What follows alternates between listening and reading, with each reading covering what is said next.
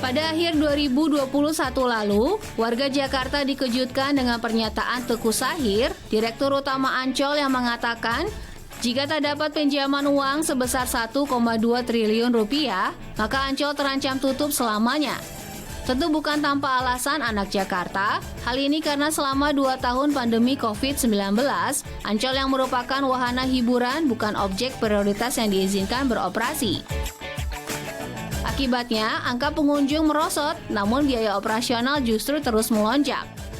Hal ini dikarenakan hampir seluruh mesin wahana bermain harus tetap dioperasikan agar tidak mengalami kerusakan. Belum lagi, hewan-hewan yang ada di SeaWorld juga harus terus diberi makan serta dirawat. Tentu saja biayanya tidak murah ya anak Jakarta. Tak heran diperlukan angka 1,2 triliun untuk menjaga Ancol tetap bertahan. Kabar ini tentu saja menjadi keprihatinan mendalam karena bagi warga Jakarta, Ancol tak hanya wahana hiburan, tapi juga tempat yang menyimpan sejarah rekreasi modern pertama. Langsung saja kita lacak sejarahnya. Menurut catatan sejarah, sejak awal abad ke-17, Ancol yang terletak di Jakarta Utara ini telah dilirik oleh Adriaan Valkenier, Gubernur Hindia Belanda sebagai destinasi wisata yang potensial. Namun karena tensi peperangan terus meninggi antara penjajah dan pejuang Indonesia, maka ide Adriaan itu belum sempat direalisasikan.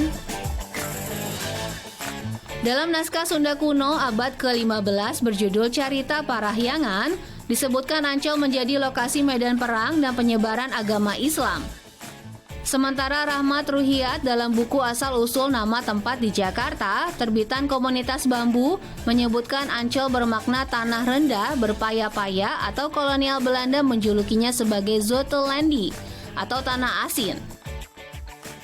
Belanda pun memanfaatkan strategisnya kawasan Ancol dengan mendirikan villa-villa untuk berlibur dan menikmati pantai Ancol. Kondisi Ancol yang cantik rupawan itu kontras di masa pasca kemerdekaan Indonesia atau pada tahun 1960-an. Di masa itu Ancol terbengkalai, rawa-rawa tumbuh lebat dan menjadi lokasi bersarangnya penyakit malaria. Sejak 1620-an, Batavia memang dilanda wabah penyakit yang berasal dari gigitan nyamuk ini. Korbannya tak hanya warga lokal tapi juga pegawai VOC. Dalam buku Bugs in Armor, A Tale of Malaria and Soldiering, Robert Beware menulis setelah tahun 1733, orang Eropa yang tewas akibat malaria terus melonjak dari 5% menjadi 40-50%.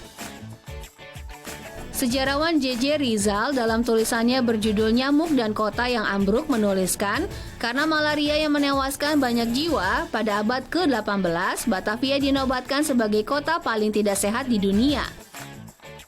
Kondisi ironis tersebut masih terlihat di masa pasca kemerdekaan Indonesia hingga tahun 1960-an.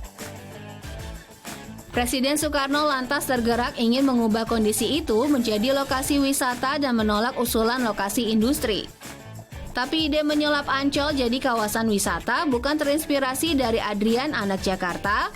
Foto yang dipotret pada 4 Juni 1956 ini menjadi saksi dari lawatan Presiden Soekarno ke Amerika Serikat. Di sela agenda politiknya, ia dan putranya Guntur Soekarno Putra sempat melancong ke Disneyland Amerika Serikat. Pengalaman menaiki wahana Dumbo Disneyland dan pelesir ke Hollywood rupanya sangat berkesan baginya. Ia pun ingin Indonesia punya wahana rekreasi seperti Disneyland. 10 tahun setelah hari itu, tepatnya pada 1966, Presiden Soekarno membentuk Badan Pelaksana Pembangunan Proyek Ancol atau BPP dengan Gubernur Sumarno Sustratmojo ditunjuk sebagai ketua.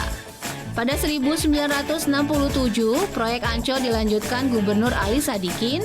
Di tahun ini juga proyek ini resmi diserahkan kepada PT Pembangunan Jaya. Jangan capek dulu anak Jakarta, karena proses pembangunan terus berlanjut. Pada 1992, BPP Ancol resmi menjadi PT Pembangunan Jaya Ancol. Barulah di tahun 2004, Ancol resmi beroperasi untuk publik. Sejak pertama kali beroperasi, lokasi rekreasi seluas 5,77 km persegi ini langsung banjir pengunjung. Mengutip data Badan Pusat Statistik, sejak tahun 2014 hingga 2018, Taman Impian Jaya Ancol menempati urutan pertama sebagai objek wisata unggulan DKI Jakarta yang paling diminati, di kisaran angka 16 hingga 19 juta pengunjung per tahunnya. Mengalahkan Taman Mini Indonesia Indah, Ragunan, Monas, dan beberapa museum. Pengunjung ramai terutama di waktu libur sekolah, libur akhir tahun, dan libur hari raya. Di sini, anak Jakarta bisa menikmati lebih dari 15 wahana bermain. Tak lupa SeaWorld dan Pantai Ancol. Jakarta yang sejak dulu menjadi kamar dagang atau industri membuat kota ini minim sekali wisata alam.